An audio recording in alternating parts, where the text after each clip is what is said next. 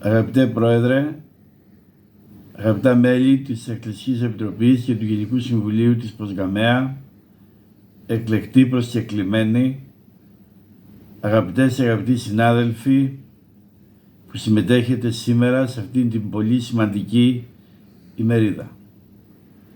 Είναι για μένα ιδιαίτερη χαρά, θα λέγα ιδιαίτερη τιμή, να χαιρετίζω αυτή την πολύ σημαντική, βαθιά δημοκρατική εκδήλωση της ΠΟΣΓΑΜΕΑ στη Θεσσαλονίκη.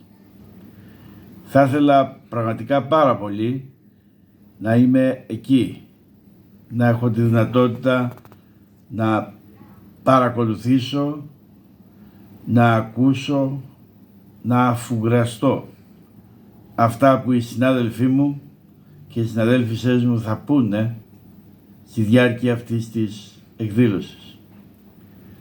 Ανάφερα νωρίτερα ότι θεωρώ πως αυτή η ημερίδα είναι μια βαθιά δημοκρατική διαδικασία.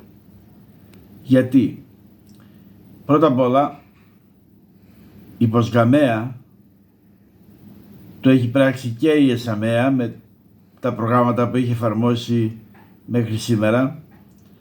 Προσπαθεί να φέρει ιδιαίτερα στον χώρο της μια σημαντική αλλαγή.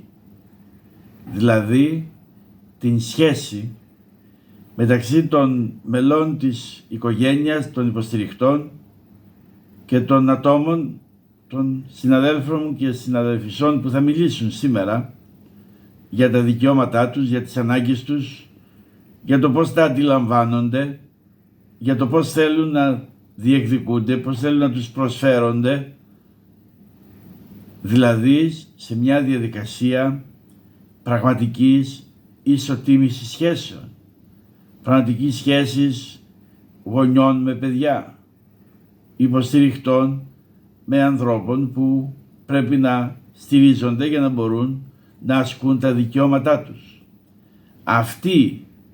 Αυτή η διαδικασία είναι βαθιά συνδεδεμένη με τα ανθρώπινα δικαιώματα. Πηγάζει και εδράζεται στη Διεθνή Σύμβαση για τα Δικαιώματα των Ατόμων με Αναπηρία που έχει κυρώσει η χώρα μας και όλα τα κράτη-μέλη της Ευρωπαϊκής Ένωσης, καθώς και η Ευρωπαϊκή Ένωση. Αυτό που σήμερα κάνετε εσείς με αυτή την εκδήλωση, με την προηγούμενη που έγινε στην Αθήνα κλπ, είναι μια προσπάθεια αλλαγής υποδείγματος. Αλλαγής υποδείγματος που δεν έχει να κάνει μόνο με αυτό που ήδη ανάφερα, τις σχέσεις μεταξύ των ατόμων με αναπηρία, με τα μέλη της οικογένειας τους, με τους ανθρώπους που τους υποστηρίζουν κλπ. Έχει να κάνει με το πώς οι πολιτικές πρέπει να σχεδιάζονται, για το πώς οι πολιτικές κατά το σχεδιασμό, την υλοποίηση και την αξιολόγηση πρέπει να ακούνε, να λαμβάνουν υπόψη τη θέση των ίδιων των ατόμων με αναπηρία.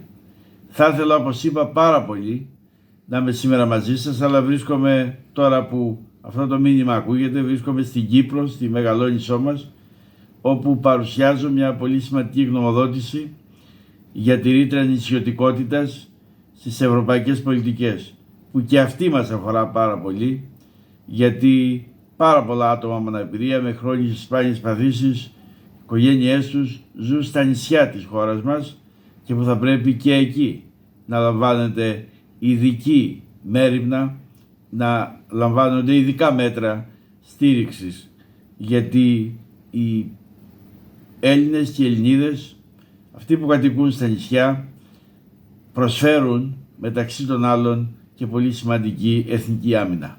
Να είστε καλά, εύχομαι καλή επιτυχία.